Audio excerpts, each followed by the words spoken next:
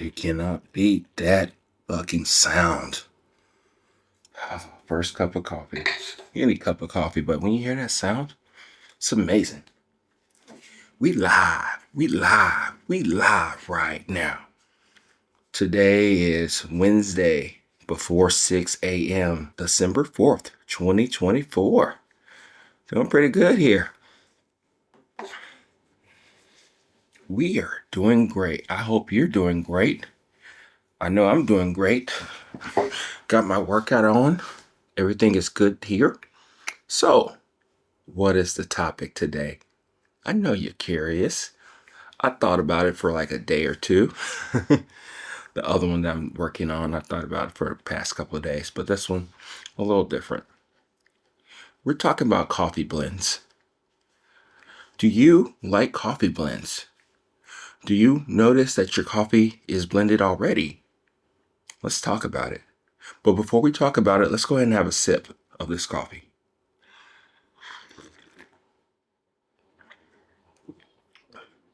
Yeah.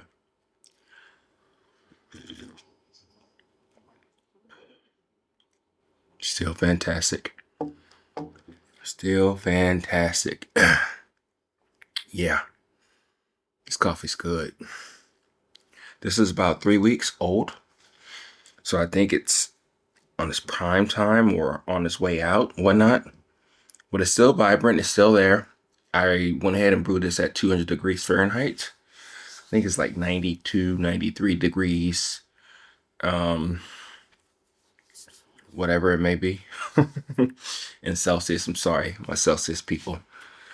Yeah. This is actually a blend. This is my Honduras coffee, which isn't on the site anymore. I just have a little bit left. And then this is also my Peruvian coffee. And that one is on the site. If you want to get it, go ahead, but you don't have to. Right now, what I want to talk about is blends. This was an accident or accidental treasure, so to speak. To me, these two coffees, especially the Honduras is really off season. It's been about 2 years. So it's been out for a while. I don't get the vibrancy of that coffee as much as I did before. This coffee is a very orangey type of taste. It really excelled well as a medium to dark roast. Light roast was iffy most of the time, but now as it has aged, it presents better as a lighter roast. And this Peruvian coffee, to me, it smells very perfumey. It's kind of lively, but it's kind of weird in a way to where I've noticed a lot of people don't order it as much compared to my Brazilian, my Mexican coffees. So I was bored one day. I was roasting coffee for a client and I said, why not? Let's just try it out. Let's just try a 50-50 split of the Honduras coffee and also the Peruvian coffee. So that's what we did. And that's what we have right here. And it's a happy accident. Like I said, do you like blends? Do you go for blends? Are you, or do you really realize that you are drinking a blended coffee anyway? What I mean by that is that as much as the importers or the growers try to make the coffee as clean and as crisp as possible, they're just trying to survive. And a lot of times they're just gathering beans from their surrounding areas, their land, and it's sort of kind of a mix already. However, when it's presented to you and me, it is a single origin coffee from this particular region. And I know, like for my Brazilians, even my Mexican coffees, since there's such a large batch of coffee, they are they're grouped together in a larger kind of way. to where they have it from this village, that village, this village, and they kind of taste mostly the same. So then when you actually mix them through, they're more so homogenous. So we're already really getting blends anyway. But I'm talking about probably more specifically the roasters blended coffee. Because if you ask me, I prefer single origin coffees from one centralized place where you can taste the nuances of that particular place in that country, not the whole country. That's what people get mixed up on quite a bit. It's like when they see or hear Honduras coffee or Colombian coffee, that doesn't mean that it represents the whole coffee. It just represents that particular region in time, that season, with the weather, how that coffee was grown for that year, how the soils operate or is enhanced or not enhanced with rainfall or no rainfall, with the way that the growers are actually picking the coffee, how they're like cultivating the lands and all that. It's just for that particular time and moment. It's like wine, that's why we can get different wines tasting differently each season because of the weather. We're not going to talk about climate control here. That's not what I'm talking about here. I'm just talking about the particular coffee that you get and what you're drinking. So let's take another sip.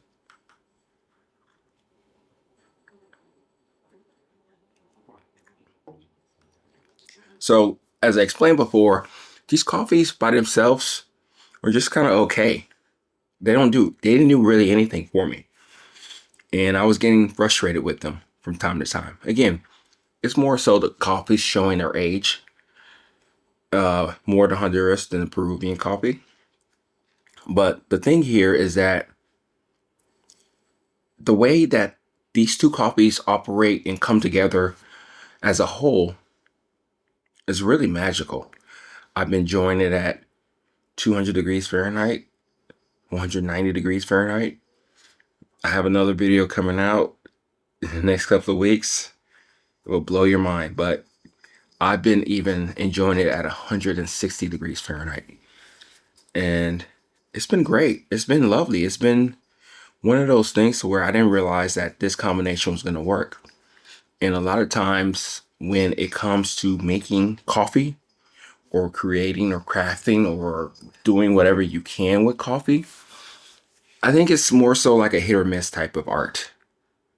You just don't know sometimes. Sometimes the coffees just gel right together. And the way I usually go about blending my coffee is that I do it dry. I split them 50-50 or whatever the ratio may be.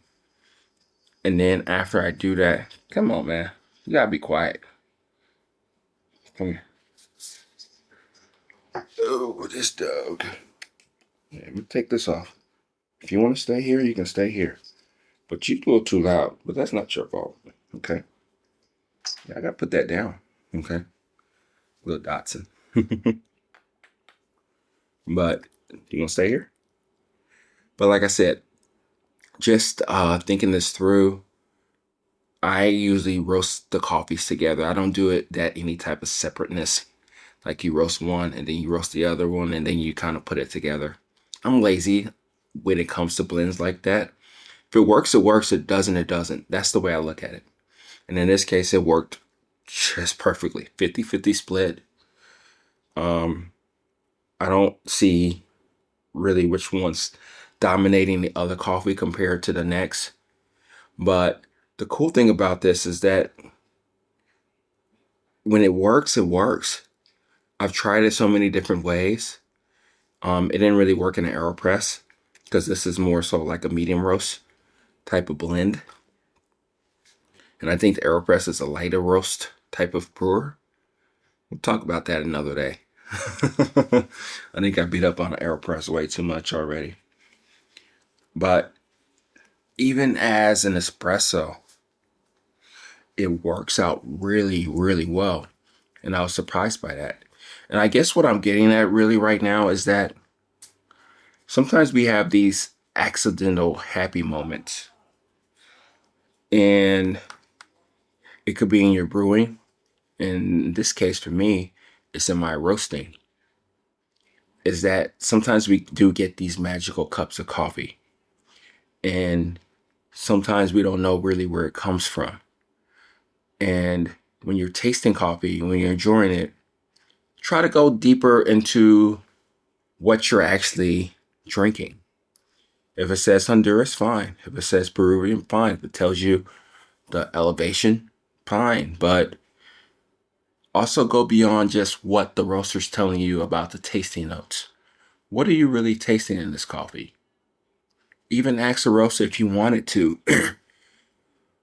What is the split of this coffee if it's a blend? And if they do it all the time, or if this is more so like a seasonal, situational type of thing. Because you may love that coffee so much to the point to where you want to come back for it. I know with me in this combination, once it runs out, it runs out. And I'm perfectly fine with that. I do like the fact that I'm able to give different lives out of coffees in this way. And it's pretty cool that we can experience that together. So let's continue to drink this coffee as it cools, because I believe it gets better when it cools.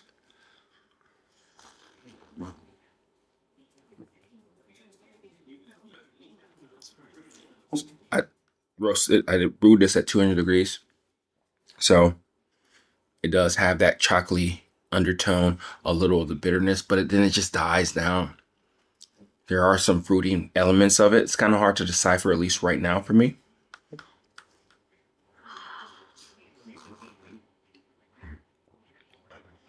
But it's not offensive. It's not offensive with them together. It is kind of offensive when they're separated, which is kind of ironic. So I guess what I'm saying that really when you do this is that you can do this too. You can truly, really do this too.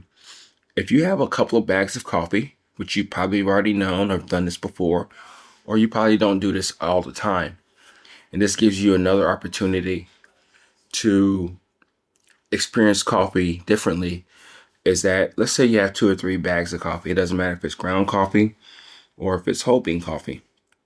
Go ahead and try mixing them. Do a 50-50 split, do a 30-70 split, whichever way, or try them both that way. Try to see what you taste of it. See if those combinations make sense. You will probably realize that with those combinations that you do have a new coffee. You can experience coffee differently. Sometimes it doesn't work out that way. That's why I think I say this is a happy accident, because blends are hard to do. But the cool thing about it is that you can actually experience this too, especially when you are brewing your cup of coffee, especially when you have a couple of different cups of coffee. So think about it in that light. Think about what you would like to do with coffee, experience it different ways, probably play around with different things when it comes to the brewing aspects. But I guess what I'm saying here to conclude this talk is that blends are really everywhere. And as much as we think that we're not drinking a blended product, when you think about it, we are drinking or eating a lot of blended products. Sometimes when we go to the store, when we pick up some ground beef, we have no clue where it came from. And it tastes different when you do it separately. So realize that not everything is as homogeneous or separate as much as it is. It is more so blended and homogenized to the point to where it's consistently inconsistent, so to speak.